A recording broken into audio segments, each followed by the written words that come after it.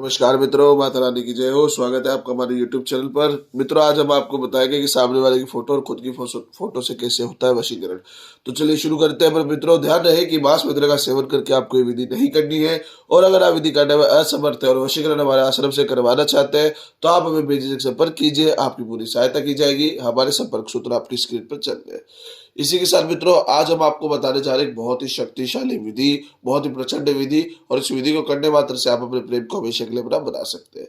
सबसे पहले सामग्री की बात करें तो सामग्री के रूप में आपको फोटो लेनी है, आपकी और उस व्यक्ति की।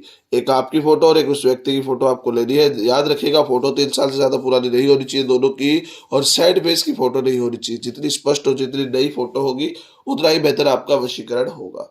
दूसरी सामग्री आपको लेना है वस्त्र।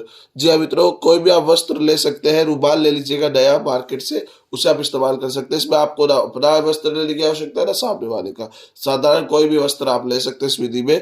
नया लेंगे तो बेहतर रहेगा। आप ये वस्त्र लेके, ये दोनों सामग्रियों को लेके एक हाथ में बैठ जाएंगे। किसी भी वार सुबह 10 से 12 के बीच में आपको ये विधि करनी है। किसी भी वार को सुबह 10 से 12 के बीच में 2 घंटे के भीतर भीतर आप ये विधि कर लीजिएगा। अब आपको करना क्या है? सबसे पहले तो जिस समय मैंने बताया है उस समय पे स्नान आदि से निवृत्त होकर शुद्ध तन और मन के साथ एकांत में बैठ जाइएगा। आसन बिछाकर बैठ जाइएगा और सामग्री को कपड़े पे रख लीजिएगा। और आपको करना क्या है? ये जो दोनों फोटो आपने ली है, सामने वाले की और खुद की, इसे इसके अंदर आपको बांधना है। पोटली नुमा तरीके से अच्छी तरीके से आपको इसे बांध देना है। हम अब मित्रों प्रैक्टिकल करके इसलिए दिखाते हैं जिससे कि चीजें स्पष्ट आपको समझ में आए कि हम क्या करना चाहिए, क्या नहीं करना चाहिए। ये बांधने के पश्चात आपको एक गांठ लगा देनी है। नाम लेने की आवश्यकता नहीं है, क्योंकि आप प्रतिबिंब का इस्तेमाल कर रहे हो तो आपको नाम लेने की आवश्यकता नहीं है। ये गांठ लगाने के पश्चात इसे आप सीधे हाथ में ले लेंगे और सीधे हाथ की मुट्ठी बंद करके आपको इसे अभिमंत्रित करना है। मित्रों, मैं मंत्र बोल देता हूँ, मंत्र को ध्यान से सुनेगा। मंत्र में कोई गड़बड़ नहीं होनी चाहिए। मंत्र है ओम सामने वाले का नाम आकर्षण देही में स्वाहा। ओम सामने वाले का नाम आकर्षण देही में स्वाहा। ओम सामने वाले का नाम आकर्षण देही में स्वाहा। 108 बार आपको इस मंत्र का जाप करना है। और 108 बार जाप करने के पश्चात इस पोटली को आप अपनी जेब में डाल लेंगे। अब मित्रों, से आप पूरे दिन अपने पास रखेंगे, अपने से बिल्कुल भी अलग नहीं करेंगे। बाथरूम जाते समय में सिर्फ आप साफ सुथरी जगह में रखकर छोड़ के जा सकते हैं। बाकी हर समय आपके पास रहना चाहिए, आपके इर्द गिर्द रहना चाहिए।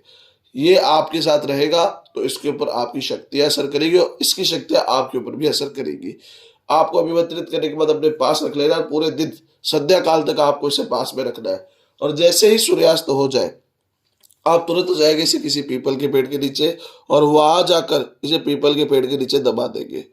और दबाने के पश्चात आप अपनी मनोकामना मांग लेंगे। वशीकरण की पीपल के पेड़ के सामने हाथ जोड़कर और मनोकामना मांगकर सीधा अपने घर आ जाएंगे। पीछे मुड़कर नहीं देखेंगे, किसी से बातचीत नहीं करेंगे और सीधा अपने घर आकर हाथ मुंह धोएंगे और आप अपने काम में लग जाएंगे।